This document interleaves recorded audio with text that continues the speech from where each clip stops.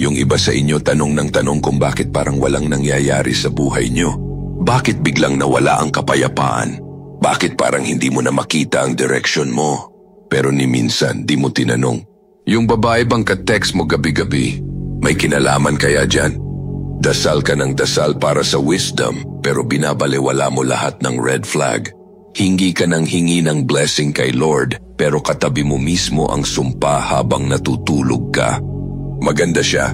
Pala kaibigan. Alam niya kung anong sasabihin, paano kikilos, paano magpanggap na siya yung para sa'yo. Pero aminin mo, may mali, di ba? Mas wala ka sa focus. Wala ka na ring gana. Halos patay na ang spiritual life mo. At sa totoo lang, alam mong siya ang dahilan. Kung ganito ang ugali ng babae, hindi siya katuwang at lalong hindi siya kagalingan. Siya mismo ang humahadlang sa'yo para maging lalaking tinatawag ka ng Diyos na maging.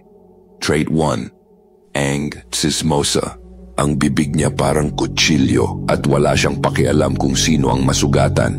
Adik siya sa drama at kung walang gulo, gumagawa siya. Kahit kanino may masasabi siya at pagtalikod mo, ikaw naman ang pinapahiya. Delikado ang babaeng walang preno ang bibig. Hindi siya tagapagdala ng kapayapaan. Dala niya ay gulo, kaguluhan at kalituhan. At kapag pinapasok mo siya sa buhay mo, huwag kang magtaka kung masama na rin ang pangalan mo sa kalat niya. Ang bibig na walang preno, hindi yan galing sa pusong tapat. Kailanman hindi magsasama ang chismis at katapatan. Trait 2. Addict sa drama. Hindi siya naghahanap ng kapayapaan, gusto niya ng gulo. Kapag walang problema, gagawa siya ng eksena. Kukut-kutin ka, paiikutin ang ulo mo, magsisimula ng away kahit sa wala. Tapos sa huli, ikaw pa ang lalabas na masama dahil nag-react ka. Buhay niya umiikot sa gulo ng emosyon, pero ang tawag niya doon, passion. Pero aminin natin, walang nakakabilib sa babaeng lulong sa bangayan. Ang tahanan dapat ay pahingahan, pero sa kanya, parang gera. Araw-araw kang nagpapaliwanag, dumedepensa, humihingi ng tawad. At para saan? Para lang maramdaman niyang siya ang may kontrol habang unti-unti kang nauubos? Ang babaeng mas marami pang bagyo kaysa kapayapaan, hindi yan katuwang. Toxic yan na naka-lipstick lang. At ito ang masakit na katotohanan. Maraming lalaki na pagkakamala ng gulo ng emosyon bilang intensity. Akala nila, fiery lang siya. Malakas lang ang personality. Huwag kang pauto. Hindi yan lakas, emotional instability yan. At ang pinapakain niya, reaction mo. At kung hindi ka mag-iingat, buong buhay mo puro giyera na walang dahilan. Lahat para lang hindi siya mabore. Trait 3. Tamad na espiritu. Allergic sa responsibilidad. Maghapon natutulog, buong araw nakatutok sa phone, reklamo ng reklamo na pagod kahit wala namang ginawa.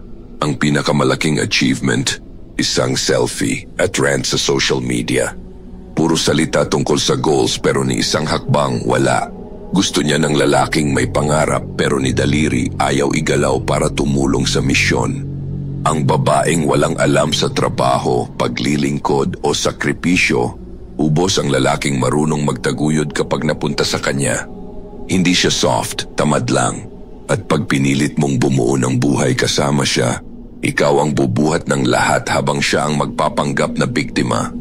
Hindi ka nilikha ng Diyos para maging pabigat.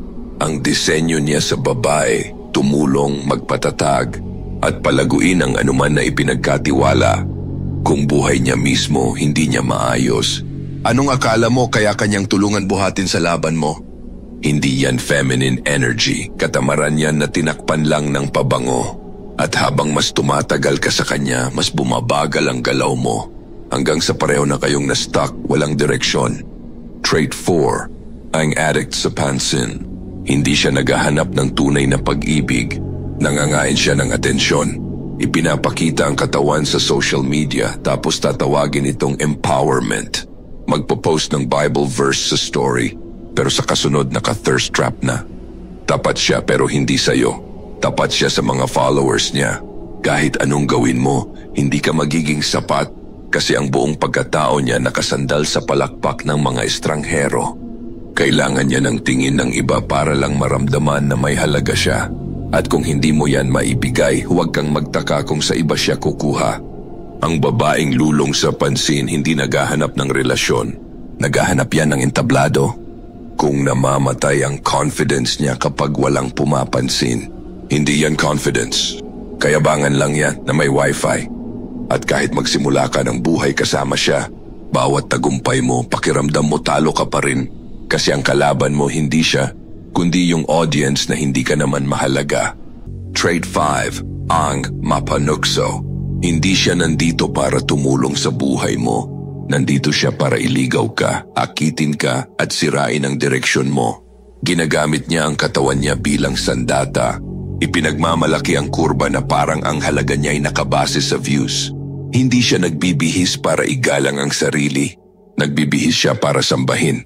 Walang kabanalan sa pagbabandera ng bagay na dapat ay sagrado. At pag kinagat mo ang pain, huwag kang umastang biktima.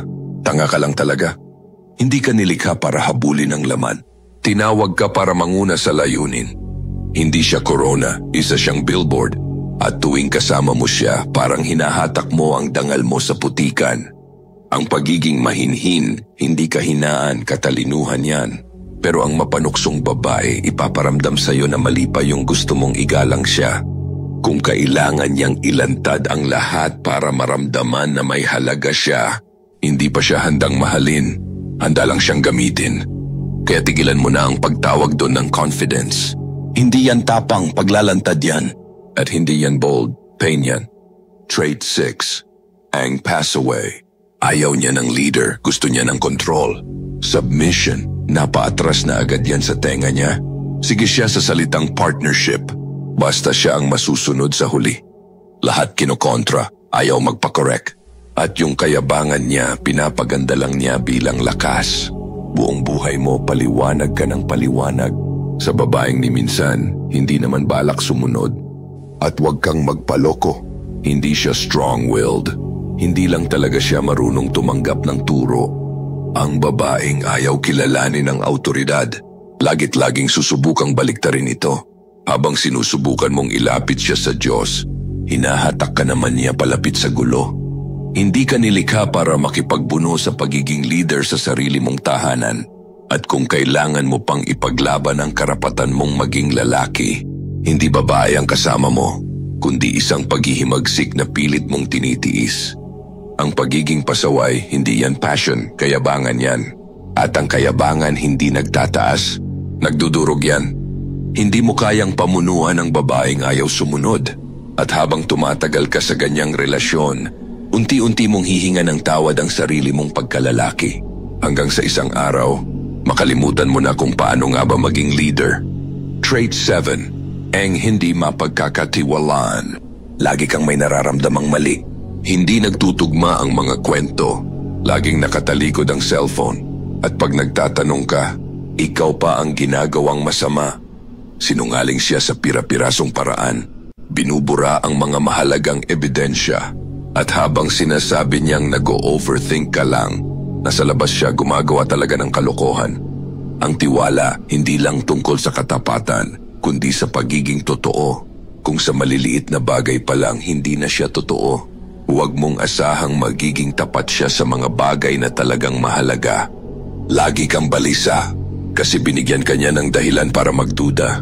At sa totoo lang, alam mo na ang totoo, pero paulit-ulit mong kinukumbinsi ang sarili mo na baka mali ka lang ng hinala.